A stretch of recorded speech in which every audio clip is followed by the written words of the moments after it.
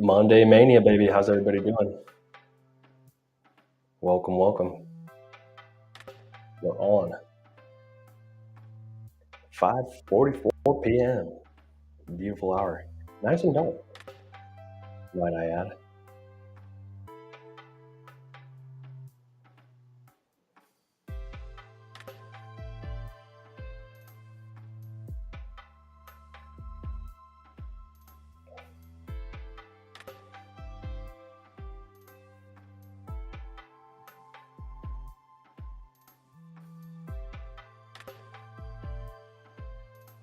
All right. So check this out. Good evening, everyone. Welcome, a warm welcome to the Know Your Pharmacist Livestream. I'm Dr. Joaquin Acosta, your host and the CEO of Farm True. We blend science with sincerity to revolutionize healthcare. Tonight, we're embarking on an insightful journey into the heart of health and wellness. We start our voyage by tackling the pressing issue of pharmacy burnout. More than a challenge, it's an opportunity to collaborate and transform our industry with empathy and expertise. The example being set currently by the Virginia Board of Pharmacy. As we move into Tech Talk, we'll navigate the intricate world of data security, combining our collective intellect to turn adversity into advancement. In our Enlightenment Hour, let's embrace the powerful simplicity of gratitude. It's not just a word, it's a catalyst for happier, healthier lives, especially during a holiday season time where Christmas music's already starting, Thanksgiving's right around the corner, guys, and it's all about what matters most, right? And the grateful attitude is a great way to get there. Together, we'll explore how this simple act can have profound impacts on our mental well-being. Shifting gears, after that, we're going to be moving on to our Herbal Wellness Corner, delving into the wonders of the endocannabinoid system, nature's own defense against pain. So have you guys heard of nociceptors? We're going to get into that and talk about the endocannabinoid system, a very fascinating blend of nature's genius and scientific discovery, a perfect example of how understanding leads to empowerment when it comes to pain control, guys. In our community, spotlight shines on the vibrant efforts to bring color and life to education. It's a testament to how small changes can make a big impact, especially for those with learning exceptionalities. And finally, in our Men's Health Minute, we confront the realities of testicular cancer. It's a journey from awareness to hope, emphasizing the power of early detection and the resilience of human spirit. Tonight's not just another live stream, guys. It's a celebration of knowledge, a collaboration of minds, and a testament to the power of community. So let's connect, learn, and inspire each other. Here's to a night of captivating discussions and creative solutions. Welcome aboard. Let's make this an evening to remember. So starting this one off in our Pharmacist Frontline segment, everybody, we got boom, boom, boom. Virginia Board of Pharmacy setting the tone here, starting back in September, but this got actually just reported on recently, which is a pretty cool thing. So I'm going to go over the emergency regulations here. We'll do this first. So September 29th, in response to the Kansas City walkouts actually in the pharmacy land, we had, again, the Board of Pharmacy for Virginia stepping in to try to, mitigate workers' burnout at drugstores and errors that were causing, coming from that. So literally, like the story behind it in September, 32 pharmacists, right, employed by CVS pharmacies in the Kansas City area refused to show up for work. Days later, Governor Glenn Youngkin signed these emergency regulations below designed to prevent pharmacies in Virginia from coming to a screeching halt. So where you really look at the pharmacy being a big beacon of community health and, especially going into this COVID and flu, RSV season, whatever else, cold and flu time, guys, it's not a time where you wanted the pharmacies closing down. So either way, at least the Virginia Board of Pharmacy was trying to put some power back in their pharmacists' hands here, and by signing these emergency regulations, which are here for a couple of years, as you can see. So the regulations require a minimum number of employees, discourage drugstore chains from dictating productivity quotas, and give protections to whistleblowers. So, right now you haven't seen many pharmacists come forward any at all really for the CVS or Walgreens or Rite Aid walkouts because, again, they're already threatening to, no raises, no bonuses, everything's, really kind of still not fixed when it comes to the pharmacy industry there. And so we're looking at it right now. You have the Virginia Board of Pharmacy that has truly tried to intervene here because there's nowhere else that they're you're able to regulate that. So these pharmacies are able to poach their own staff, right? Basically, work it to the bone and work that system all the way to a maximum amount of ability with the minimum amount of people. And literally the state of Virginia just started, playing the game of, whose error is the worst, right? So showing you guys a little bit about the errors here. The Association for the Virginia Board of Pharmacy had been working on employee burnout since 2019. Last year, the Virginia Board of Pharmacy started a work group to study the issue, and the state has more than 5,000 pharmacists. In 2021, a CVS in Virginia Beach was fined $427,000 for understaffing that led to repeated mistakes. One patient received 100 extra doses of Percocet. The Virginia Mercury reported another went to the emergency room after staff neglected patient history, which noticed an intolerance to the prescribed drug. So when you're looking at the regulations there, well, what does that really mean when you're combing through all the laws that the Virginia Board of Pharmacy said? Interesting here. Pharmacist on duty can decide if the location should close while he or she is on a break. If the pharmacy stays open, pharmacist has to stay there. So again, in town in Las Cruces, at the very least, the Walgreens and CVS just started closing for lunch. This wasn't a thing 2 years ago. But, there's probably still some states where pharmacists didn't have that power. And, that did lead to burnout where pharmacists were working 12s, pretty much nonstop on that phone or with a patient the entire day, and you can't really pull off heat, which, again, intermittent fasting is what I switched to going into that lifestyle, but it sucks either way, right? It's no fun. So you really can't say much about it. You can't have any change on the schedule. It's just done from behind the screen from someplace remotely, and it does it for the entire company, right? So we're looking at that. The regulations also do provide a safeguard for whistleblowers. Pharmacists can report these kinds of staffing issues to the state boards, and drugstore chains cannot discipline them for doing so. So that whistleblower protection right there, yes, it's important because it's a primary way of enforcing the regulations by an employee making a complaint to the board. Complaints cannot be made anonymously, and some employees are worried that they could still be getting in trouble. So, pharmacists put their license on the line to go and run stores, to put them out there.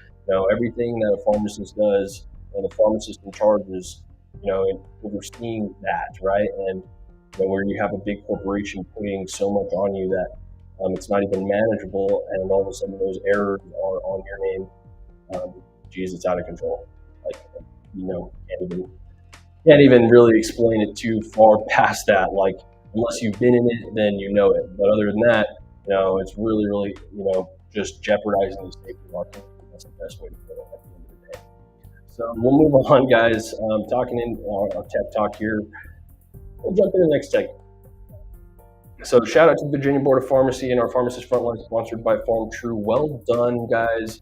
Want to make sure that something is done to address this, because you have pharmacists literally unionizing to try to clap back, to try to have some sort of a voice.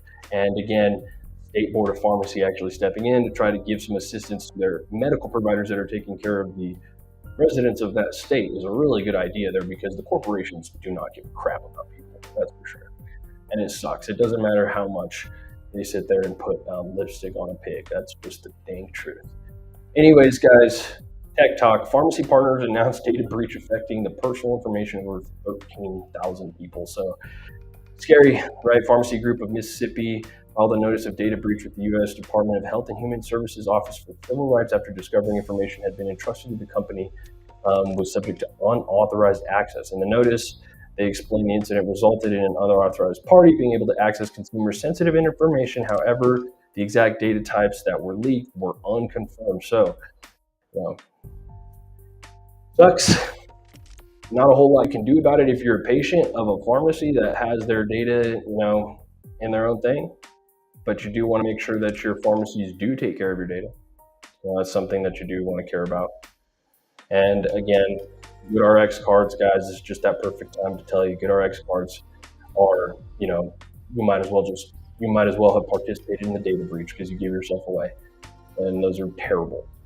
Those are the second next worst to, if you have a paranoia about giving your DNA out to whatever, 23andMe, man, you should really have a paranoia about GoodRx cards because they get way more data than that.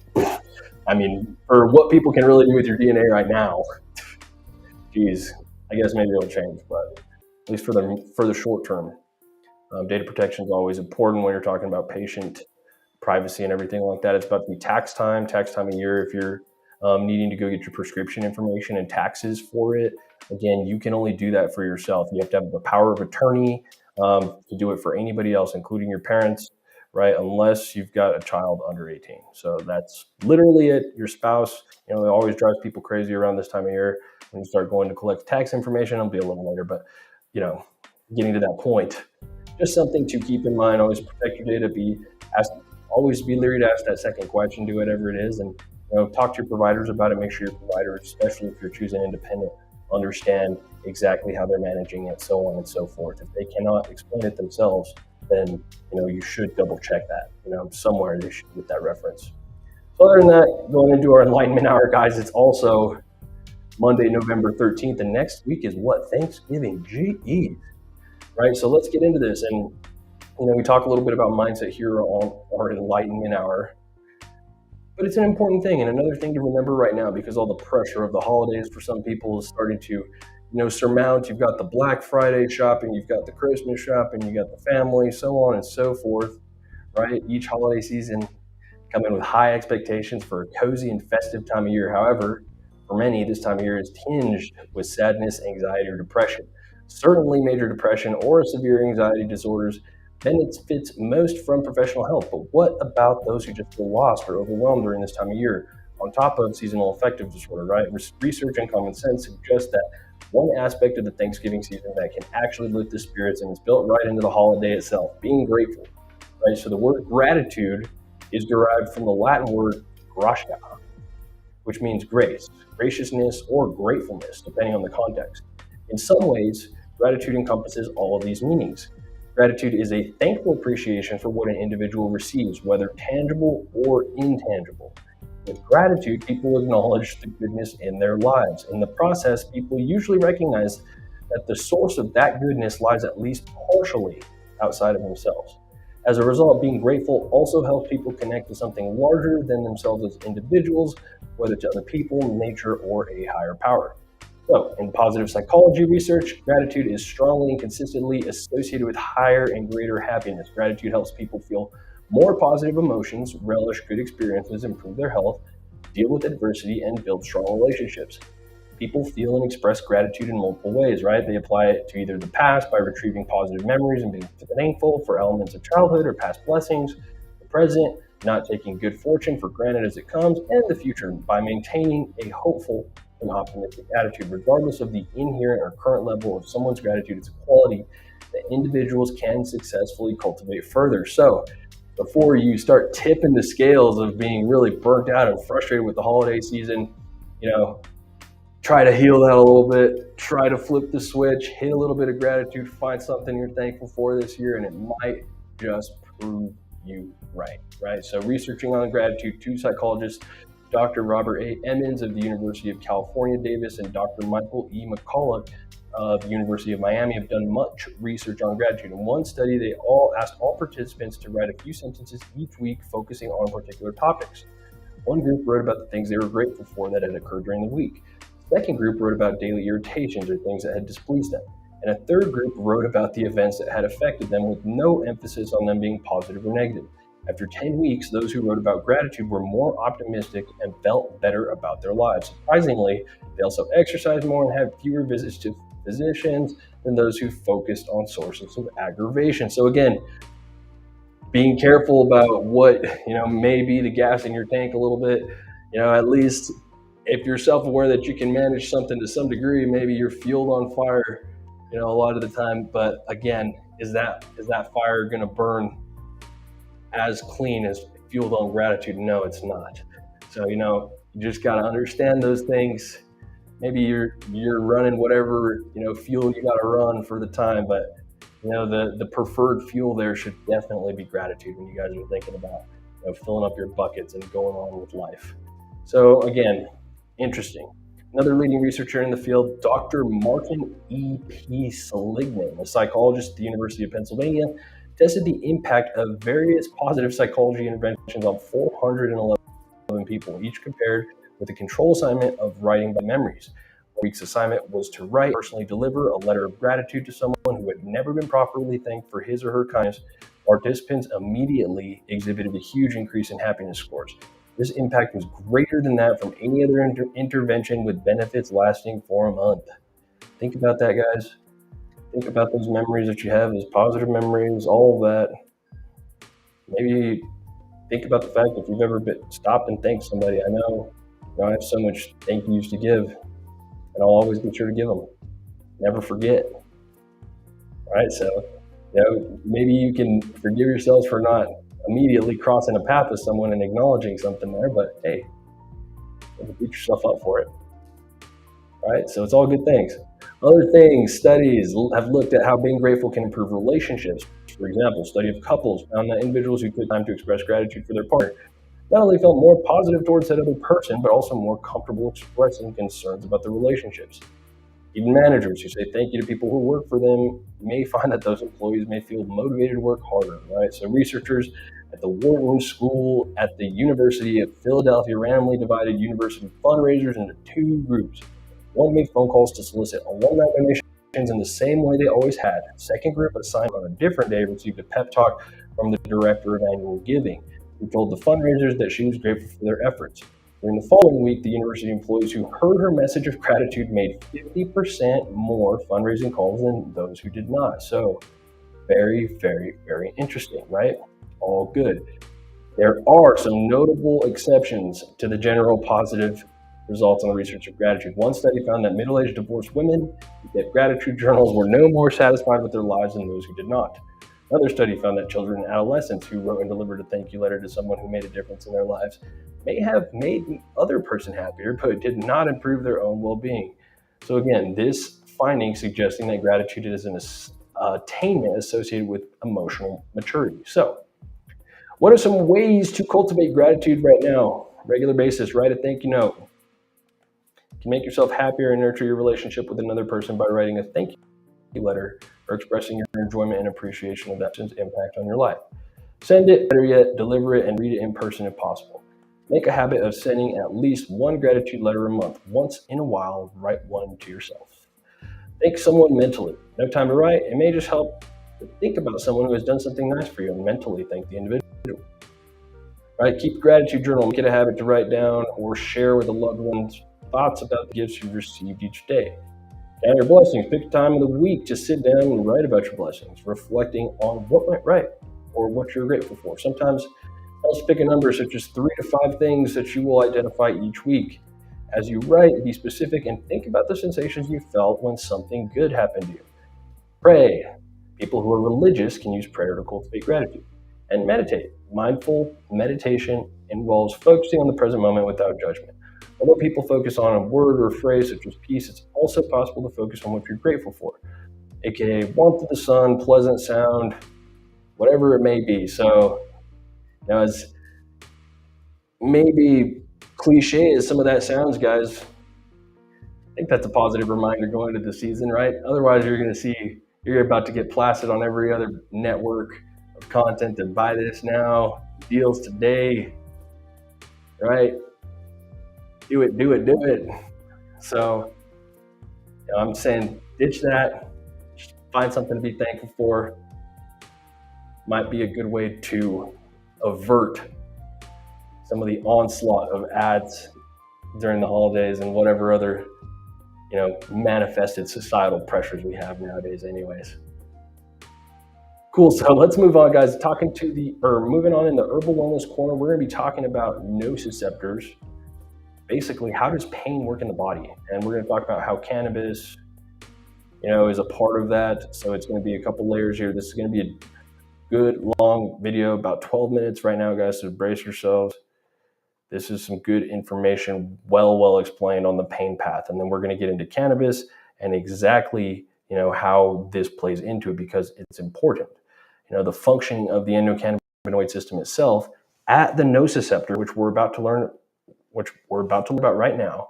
The nociceptor terminal provides the first line of defense against pain. So that's what we are looking at, your first line of defense against pain, and how, again, Your CB1 and CB2 receptors will jump into the nociceptor, what's going to happen there, what's activated, what's not, why it works. But first, you have to kind of learn about this. Videos, please make sure to subscribe, join the following group for the latest videos. Please visit Facebook and Instagram. Please like, and you can also ask questions and post some interesting things, including your hours. Also change the quality settings to the highest one for better graphics. In this video, we're going to talk about pain. Now, pain is pretty important for us in that it's a sort of defense mechanism telling our body something is wrong. But pain can persist, and this is when it might cause some problems.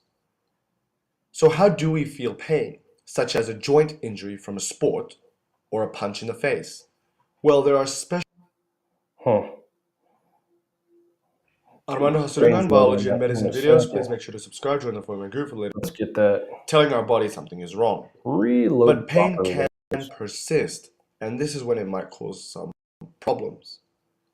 So how do we feel pain, such as a joint injury from sport or a punch in the face? Well, there are special nerve cell endings that initiate the sensation of pain all around our body. These nerve cells are known as nociceptors.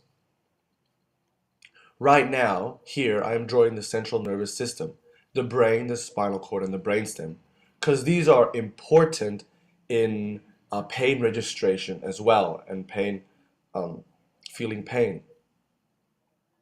To understand more about how we feel pain, we must first review the spinal cord as well, and its general anatomy.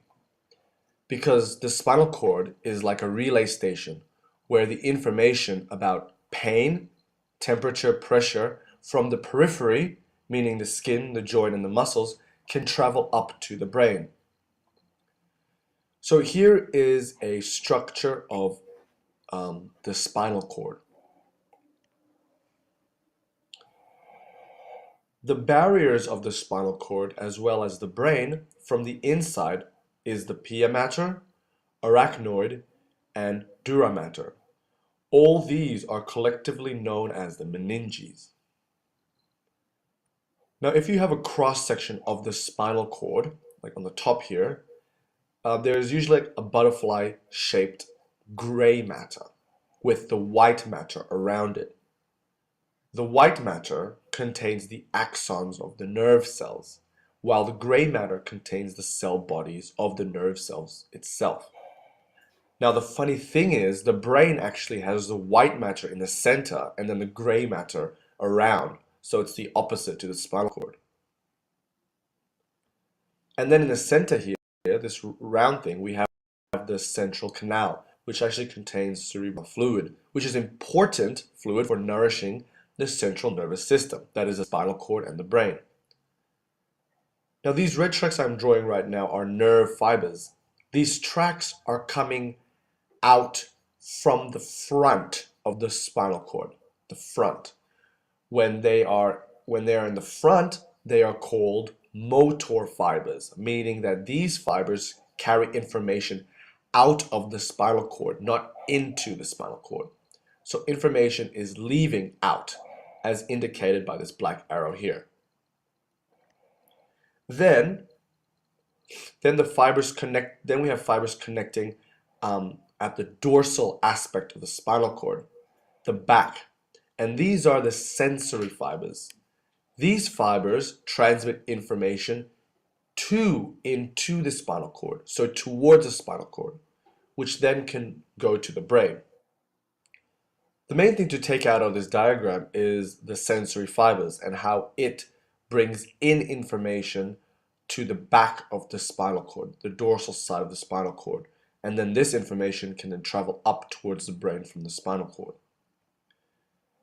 Now that we know about these sensory fibers, a bit about it, let's see how we sense pain, how sensation of pain begins. Let's just say a big nail has penetrated the skin in the trunk area of this human here.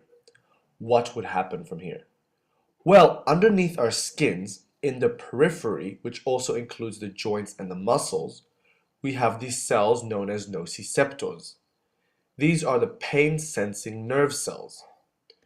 When a noxious stimuli occurs, such as the big nail penetrating our body, There will be chemicals released by immune cells and all of these other factors which essentially stimulate these nociceptors. When the nociceptors are stimulated, they will then propagate this information about this pain to the spinal cord nearby. So let's just take a cross section of the spinal cord here. The nociceptors will bring this pain information into the spinal cord from the dorsal horn, which is the back of the spinal cord. Because remember, the sensory fibers are at the dorsal side of the spinal cord, as we learned just before. They bring information from the back to the back of the spinal cord. The nociceptors will then release chemicals here, pain neurotransmitters, such as substance P. Then a second neuron, called the second order neuron, will receive this information and then cross over at the inside the spinal cord, so to the opposite side of the spinal cord, and then bring this information towards the brain. Now, before continuing on with this second order neuron, we must understand that there are actually two types of nociceptors. The first is the alpha delta fibers. These are very small myelinated nerve cells that produce fast, well-localized, sharp pain. Then you have the C fibers, which are smaller and are unmyelinated and produce slow, poorly localized pain. The C fibers are the fibers that produce the burning type throbbing pain that some people have experienced. The nociceptors can also be referred to as the afferent nerve fibers because it is bringing information into the spinal cord to the second order neuron. Anyways, if that made sense, continuing on. So the second order neuron will bring this pain information through the spinal cord towards the brain. It will travel to the brain via the spinothalamic tract or pathway. The name thalamic implies the thalamus, which is an area of the brain. So this tract will go towards the thalamus in the brain, basically. But why is it called the spinothalamic tract? Well, because the spinal cord have areas that bring the nerves straight to the thalamus. These areas are collectively known as the spinothalamic tract here. So the second order neuron will bring this pain information through via the spinothalamic tract in the spinal cord to the thalamus of the brain. Looking at it at a big picture, the second order neuron is traveling up the spinal cord towards the thalamus of the brain via the spinothalamic tract. Here I am drawing a cross section of the brain. This red area is the thalamus. The thalamus is also known as the relay station as well. If you know your brain, there are areas in the cortex of the brain, the outer part of the brain, that are associated with sensation. So touch, feeling of touch. This area is called the somatosensory cortex. Now, along the somatosensory cortex are specific areas related to specific parts of the body. So, for example, here I'm drawing a simple diagram of body parts that correlate with that area of the somatosensory cortex. So here are the somatosensory cortex areas where we feel the trunk, our body, the trunk, our head, hand, thumb, and face. The body parts, as you can see, look quite disproportionate. As you can see, the face sensation area covers a massive part of the somatosensory cortex compared to the hand, for example. So you can say that our face is more sensitive. We can feel more sensations in our face than in our hands. So if we make an actual human figure out of this, we would call it a homunculus. Thus, this whole diagram I'm drawing can therefore be called a homunculus of primary somatosensory cortex. Now, to make things even more difficult, this is the left side of the brain, and here is the right. We would, of course, also have a somatosensory cortex on the right side of the brain, because it's symmetrical. So here we have, again, the trunk, the hands, blah, blah, blah, blah. Now you might ask yourself, why are we talking about the homunculus, the primary somatosensory cortex, this diagram? Well, it's because the location of where the pain has occurred correlates to the area of the somatosensory cortex, one of these areas. So what happens is, this second order neuron, which is on the left side of the brain, will pass on the pain information to another neuron by releasing neurotransmitters. The second order neuron will pass it on to a third order neuron in the thalamus. And this is where the location and discrimination of pain then occurs. In this case, the third order neuron is locating the pain to be within the trunk area, which is true because if you remember, the nail penetrated the trunk area of the body. As shown by the picture here, the location and discrimination of pain is on the left side of the brain. The question I ask is, why is it not on the right side of the brain? Well, it's because if we look back to where the nociceptor and the second order neuron synapsed, the second order neuron, which was on the right side, crossed over to the left side and then ascended to the left side of the brain.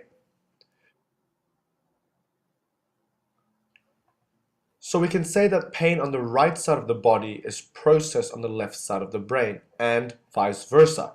If pain is coming from the left side of the body, it will be processed on the right side of the brain. Finally, everything that we just saw, from when the noxious stimuli stimulates the nociceptors to where the location and discrimination of pain occurred in the brain, this is all called the ascending pathway because it's going up. Now, there's also a descending pathway. There are other nerves that actually regulate and modulate the ascending pathway of pain here. These are the inhibitory descending pathway, which goes down. And this is directly linked to the gate theory of pain area, which is located in the spinal cord. But we won't talk about that in this video.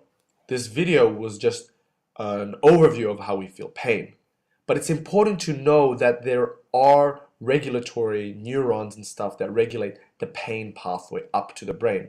Hopefully in the next video we'll go more into depth of pain and look at the... So, right, what does all this mean? So again, that is a very, very, thorough rendition there of the pain pathway and the nociceptor and, everything there. So again, just so you can really see how the body and that pathway works, let's take another look at the ascending pathway in cannabis here as well, and where it kind of interjects. Because again, when you are talking about actually having positive effects on that pathway, like desensitizing that pathway a little bit, you've got CB1 and CB2 receptors in there as well, that when cannabis is, taken, it's actually showing positive effects. So here, ascending pain pathway on the dorsal horn, right? So we talked about the nociceptors in the tissue here, getting all the way down to your stimuli and brain. Well, you've got CB1 and CB2 receptors, and we're not going to talk about every single stimuli and things that are happening here on the nociceptor itself, but where we're showing you guys here like a C fiber nociceptor, you got your CB1 and your CB2 receptors on here, and these are leading up your ascending pain pathway. So where you do stimulate this with CB2 receptor stimulation from like CBD, it's going to be hitting down here.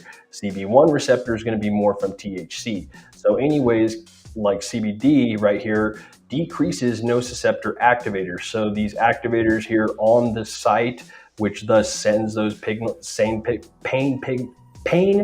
signals to your brain, it's going to actually decrease the amount of activity that they have, right? So by doing that and decreasing the sensitization of it, you are able to thus literally decrease the amount of pain that's perceived, that's in there, right? Your body uses pain to protect itself, right? Know that it's there, but sometimes, right, chronic pain and some of these other inflammatory conditions may be, too far gone to some degree when it comes to inflammation and things like that. But where we're looking here is we look at that pain receptor pathway, and we just really start to visualize some of the way that your body does perceive pain, guys. I mean, again, you can really start to see maybe the medications that you might be taking or whatever else.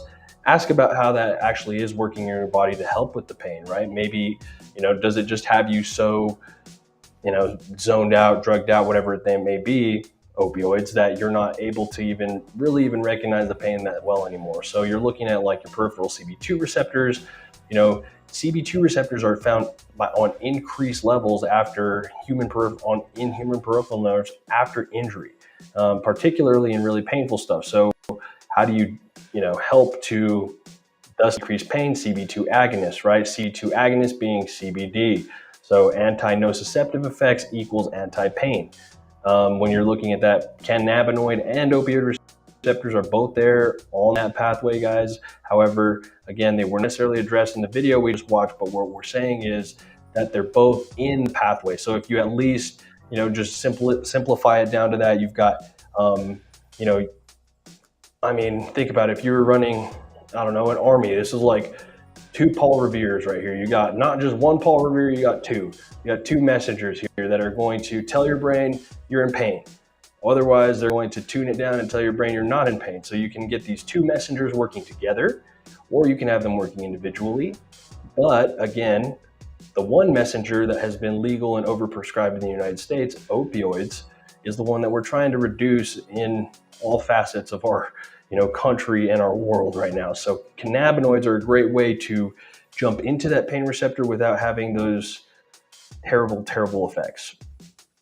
Especially those who are already treating chronic pain, we want to talk about getting those opioid doses down, and cannabis can do that. So again, what is some of the endocannabinoid neurophysiology summary, guys? Breaking that down. It's really hard to translate this one into layman's here, but retrograde synaptic transmission, right? Sending the pain pathways throughout the spine, or the perceived pain place up the spine to the brain, right? Neuroprotection, neuroplasticity, autonomic regulation, anti-nociception, and synergy with the opioid system. Very, very promising stuff there overall. And I hope, that those who can really take that extra look at the pain, pathway and nociception intro style, maybe it might even help you to visualize some of the things that are going on in your own body or somebody else's. So hope that helps. Got the link to that there in the chat. Let's move on. Community spotlight, guys. Got a Las Cruces teacher here, Mr. Keys, teaching at Centennial High School. He's got a project of here bringing documents to life. So you'll see right here up on the screen right here, Mr. Keys is actually one of my old coaches back in the day. He used these for me, but for this, Mr. Keys, bringing documents to life, help me give my students color pictures to better analyze their chartable cartoons. So his project, as a social studies teacher, he likes to incorporate a lot of images for his students, whether analyzing political cartoons or graphic organizers often have to view those materials in black rather than color. It's found that materials are best viewed in color as it stimulates different areas of the brain, helping students to better remember what they've seen and the context that they discuss the image. So, he's looking. It's difficult to print things out in a timely manner. He's not able to do it on his own, but must send the print job to another person on campus. So everybody understands printing is a frustrating thing. So, trying to delegate that out. He's got a goal here, $598. Sometimes the print job comes late or never at all. Having a color printer in his room would allow him the opportunity to ensure that he can provide his students with the color copies he needs on the spot. Most of his students have been learning exceptionalities that feel providing them with color copies of certain materials may help them remember class discussions and activities. So shout out to a teacher there wanting to buy a printer. Guys, ink's not cheap either on top of all that. So, trying to be able to provide for his students in their method of learning, which is probably a little better than, black and white all the time anyway. So if you guys want to support, donate right up here. Boom, boom. Let's move on. Last things. Men's Health Minute. Movember. What are we covering today? In Movember, we're talking about testicular cancer. So testicular cancer, guys, strikes young. It's the most common cancer in young American men. At greater than 95%, odds of survival for men with testicular cancer are better than good, but for some men, long-term treatment-related side effects mean quality of life is severely compromised. So, According to the American Cancer Society, most testicular cancers can be found at an early stage when they are small, not spread. In some men, early testicular cancers cause symptoms that lead them to seek medical attention. Most of the time, a lump on the testicle is the first symptom, or the testicle might be swollen or larger than normal. Most doctors agree that examining a man's testicle should be a part of the general physical exam during the checkup. So again, prostate cancer checkups, we'll go into all that stuff this month as well. But for our men, if you are not doing the turn and cough, right? If you're not checking your own self once a month, you got to check that out. November, if you're growing a mustache and you're not doing your social part there and keeping your manhood checked, then wipe the mustache off your face and start checking yourself. Just kidding. But all right, guys, that's it for tonight. Shoot me any questions if you have them. Otherwise, we'll see you